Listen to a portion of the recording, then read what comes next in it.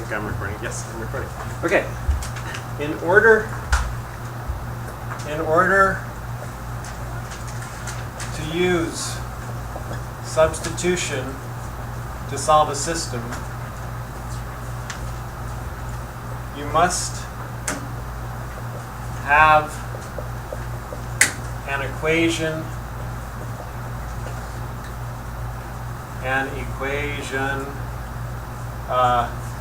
that says x equals or y equals or c equals right? It's got to say something equals something. It's got to be just one variable equals something. Does that make sense? And that's what we have here. It says y is equal to 3x plus 2. So if y is equal to 3x plus 2, I'm going to circle my 3x plus 2. That's what y is equal to, right? And then I can substitute, instead of having a y here, I can substitute this down here. That's what he did. But what I'm going to do is I will often do this. And I recommend, if you're slightly not sure on how to do this, I recommend you do this. You circle what y is equal to and put an arrow down to the y that it's going to replace. Then it makes it pretty easy. So it's going to be x plus, instead of 2y, he substituted for y, he substituted this. So x plus 2 times parenthesis, the parentheses are very important, 3x plus 2, parenthesis, equals 11. The beautiful thing about this is that now we have only one variable, right? We have one equation and one variable. This is the equation, and there is one variable. There's only x's. There's no y's.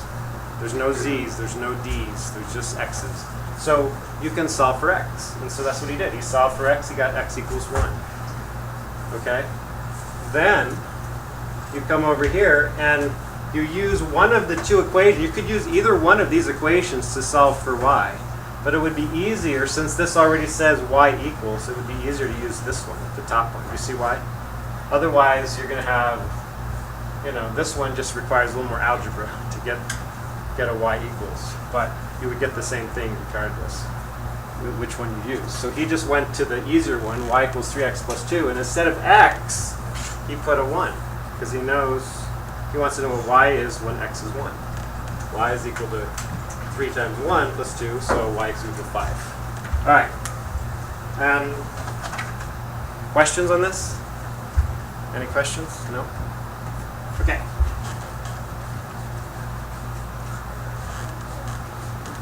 And I think I'm going to do the next one because I want to talk about it really fast. I threw in the different letters because I want you to start getting used to it. I'm trying, it's like there's I have a comfort zone with x's and y's. I know my x's and y's. It's really easy. But when you start using different letters, sometimes it throws you off balance. But when you take your SATs and your pre-SATs in high school, when you take your whatevers, you're going to have stuff with any variable at all. So you just have to get used to it. It's still an equation. It's sort of like y is equal to 1 minus x, right? And 3x minus 2y is equal to negative 17. Doesn't matter. Doesn't matter. We're just going to keep it as c's and d's now, right? The important thing, do I have something that says x equals, y equals, or c equals? I have a c equals, right? There we go. So c equals this. That means it's exactly the same thing as c. 1 minus c is the same thing as c, right? That means wherever I see a c in the other equation, I can replace that c with the 1 minus d. So that's all I'm going to do. So I guess I'll come up here. So I have 3d. Maybe I should use 2 different colors. Let me try that. So yeah, 3d minus 2, and then times, instead of the c, I'm going to put 1 minus d. 1 minus d, and then equals negative 17. All right, notice now all I have are D's, right? That's awesome. That means I can solve this for D. So I have to use my distributive property. Where is the challenge here? Because there's a bunch of people that will probably mess up this. Which step? The negative. That, a lot of people would think, oh, well, I'm just going to multiply 2 times 1 and 2 times negative D. It's not 2, it's negative 2. It's the opposite of 2, right? That negative sign is really, really important. That goes with the 2. So here we go. This is what I'm going to do. I'm going to write 3D, and then negative 2 times 1 is what? What?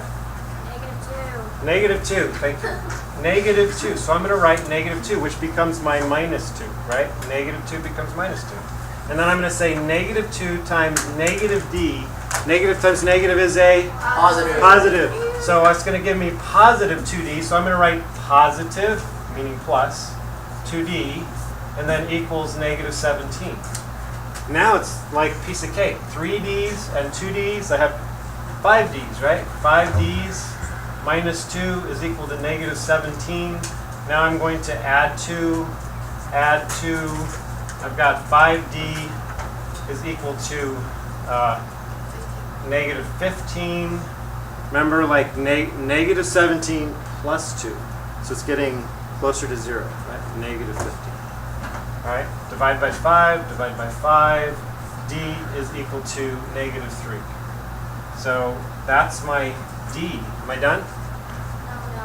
No, I got to go back here, and I want to know what my C is. Ah, but C is 1 minus D. So I'm going to do that. C is equal to 1 minus a minus 3, right? A minus 3. So what do I do when I have a minus and a minus? That becomes plus. So my answer is C is equal to 4. How many people got these? This one. Awesome. Good job. I wrote on the notes. What? I All right. wrote on my notebook. I got C is negative positive 15. You got C as what? Positive 15 and D is negative 15. Yeah, I got that before. All right, but I changed it so- because I forgot about the negative times a negative is a positive. So I just said it was a negative instead, so that's why I got this. Did you get this step? Now I got it. Liam, did you look at your notes? Did you do 3D minus 2 plus 2D equals negative 17?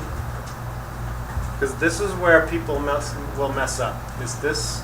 I did that though. You got that? You got 3D read it. Read that that line. 3D minus 2. Plus 2D. Right? Because it's negative 2 times negative D is positive 2D, right? Plus 2D equals negative 17. Then you add them together, you got 5Ds. Yeah, I got 3D and 5D. Yeah, there you go. That's fine. All right, so, okay. And you got the plus 3 because it's a negative D and negative 3. Yeah, it's So 1 negative minus negative D, but D is negative 3. So 1 minus, and then negative 3. 1 minus negative 3 minus 3 is plus 3, right? Okay, good.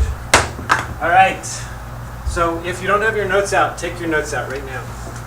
I'm going to just stop this one and start a new one here.